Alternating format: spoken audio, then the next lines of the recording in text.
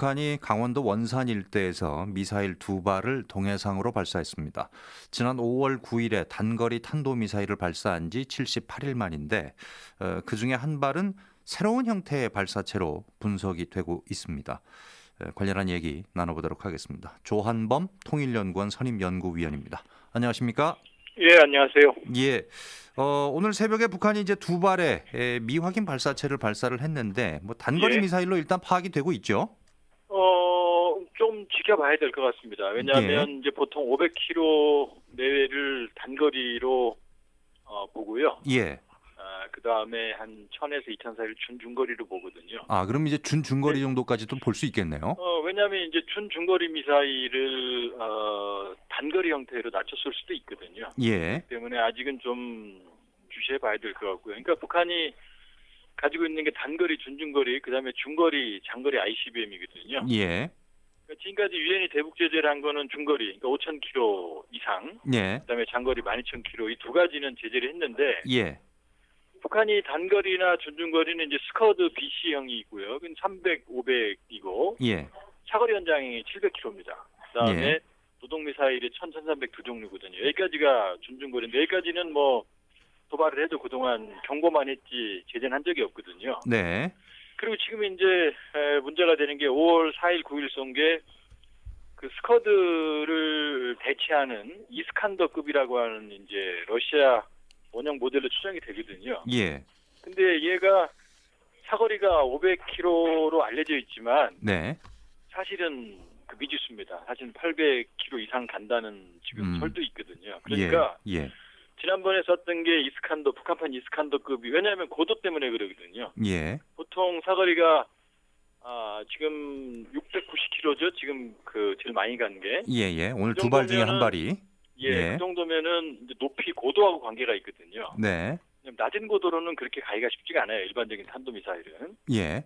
이스칸더는 특징이 고도가 낮은 상태로 가고 종말 회피 기능이 있거든요. 네. 그러니까 좀 무서운 무기죠. 이게 그게 무슨 얘기냐면은 요격이 어렵거든요. 그 그러니까 종말 회피라고 하는 것은 그 종말 단계에서 요격을 할 수가 있어야 되는데 이게 막 이 상하 이렇게 수평으로 날다가 수직 하강하고 뭐 이러면서 맞추기가 힘들다 이런 얘기신 거죠? 예, 그러니까 이제 탄도미사일은 포물선을 그리거든요. 예.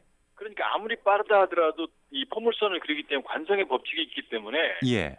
삼각 측량을 하면 떨어지는 지점을 알 수가 있거든요. 네. 그래서 요격이 가능한데 이 이스칸더는 탄도미사일이면서 예. 일단 고도가 높지 않고요. 고도가 안 높으면 레이더 탐지가 일단 어렵고 떨어질 때 이 종말 단계가 짧기 때문에 요격이 정말 힘들거든요. 예. 근데 이스칸더 자체가 종말 단계에서도 회피 기동을 해요. 예. 그러니까 지금 말씀하신 대로 방향이 불규칙한 거죠. 그러면 삼각 측량으로 떨어지는 예측 지점을 알 수가 없거든요. 그러니까 이스칸더급일 가능성이 상당히 높고요. 예. 아니면 기존의 미사일들의 사거리를 낮췄을 가능성이 있는데 예. 기존의 미사일들을 그렇게 50km 낮은 고도로 쏘기는 쉽지가 않거든요.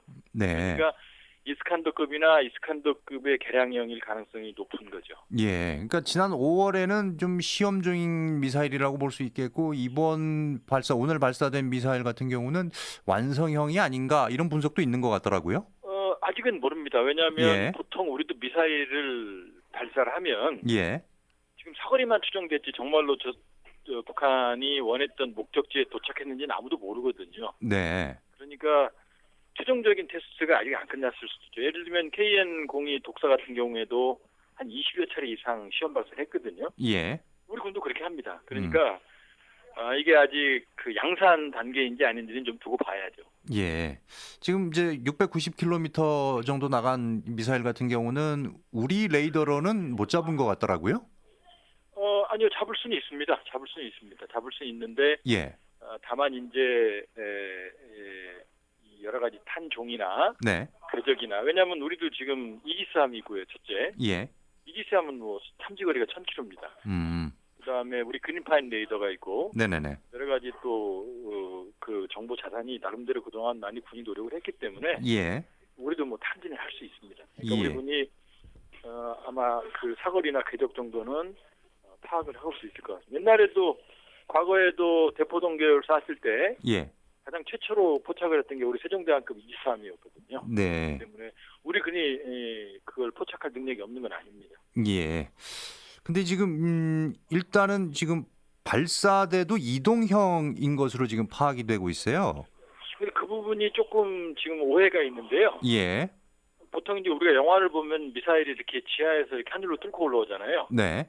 이제 고정식 사일러형 발사대라고 하는데 북한은 모든 탄도미사일을 이동식 발사대를 이용합니다. 텔이라고 해서 네네. 트랜스포터 일렉트로 론처의 약자인데요. 예. 그러니까 북한은 물론 이제 운용을 할 수는 있지만 고정식 기지는 지금 드러난 적이 없어요. 그러니까 지금까지 발사했던 모든 미사일들은 예. 텔 이동식 발사대 발사를 한 거고 예.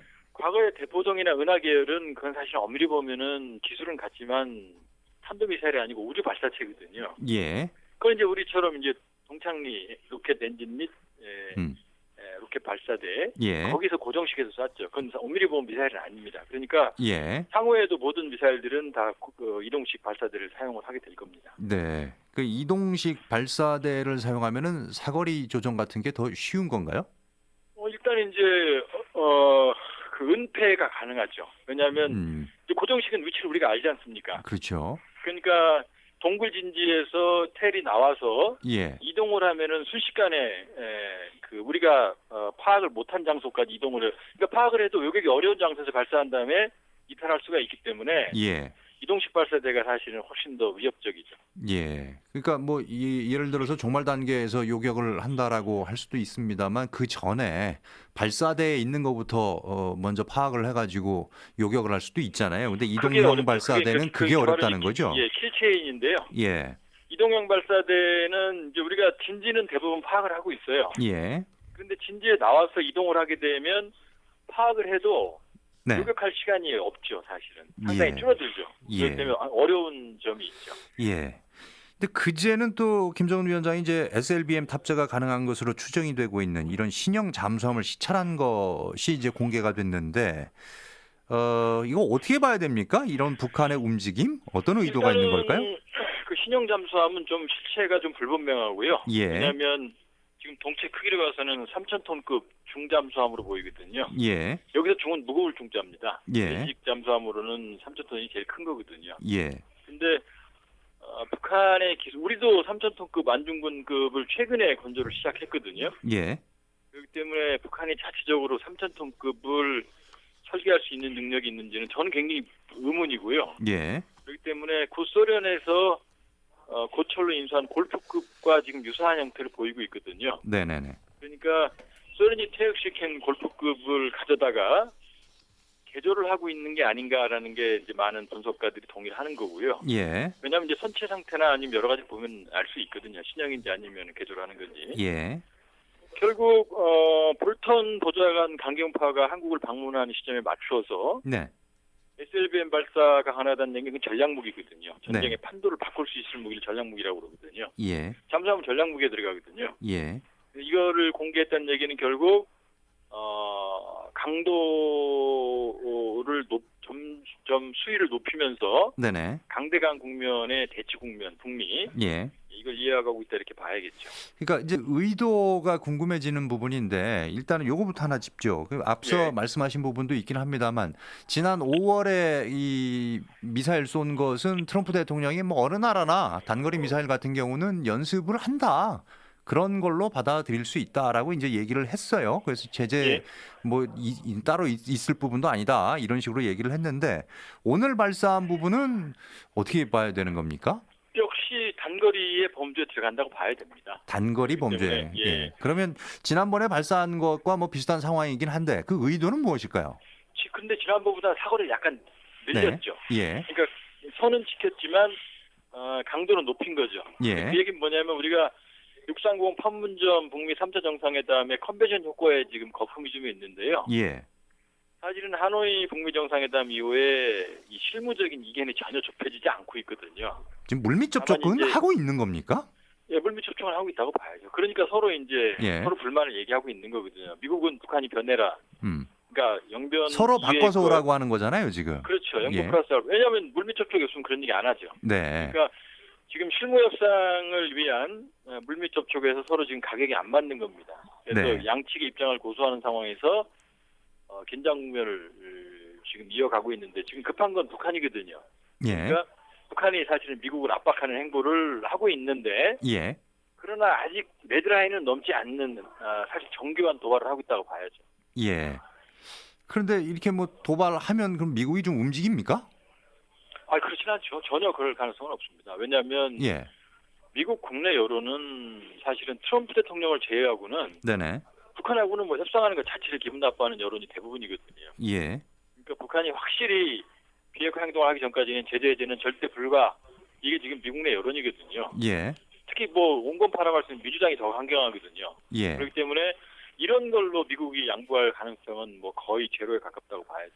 그럼에도 불구하고 지금 북한은 지금 점점 강도를 높여서 일종의 시위 같은 걸 지금 하고 있는 거 아닙니까? 근데 이것도 뭐 미국이 움직이지 않는다 그러면 다음번에는 그러면 좀 더 강도를 더 높여서 또 한 번 더 할 가능성이 생기는 겁니까? 왜냐하면 지난해도 5월 4일, 9일 두 차례 걸쳐서 했거든요. 예. 또 지금 한미 군사연습이 예정돼 있기 때문에 예. 나름대로 유사한 대응을 할 개연성은 높아요. 그러나 네. 고강도의 판을 깰 정도의 도발은 하기 쉽지 않을 거라고 판단이 되고요. 예. 근데 문제는 이슬비에도 옷이 젖는다고 네. 같은 도발이 지속적으로 된다 그러면 트럼프 대통령한테는 부담으로 작용할 수 있거든요. 예. 그게 좀 그 걱정이죠. 예. 지금 뭐 어느 단계에서 지금 이 협상이 진행되고 있을까요? 지금 영변만을 내놓고 상응 조치를 받겠다는 북한과 네네. 영변 플러스 알파, 영변에 더 하나 정도는 내놓으라는 입장이에요. 엄밀히 보면은. 예. 근데 양측이 이 입장에서 전혀 물러서지 않고 있습니다. 그렇기 때문에 협상이 어려운 거. 그러니까 지금 뭐 하노이 판문점에서 트럼프 대통령이 2, 3주 내에 그랬지만 실무 협상 예. 훨씬 길어질 수 있고요. 예.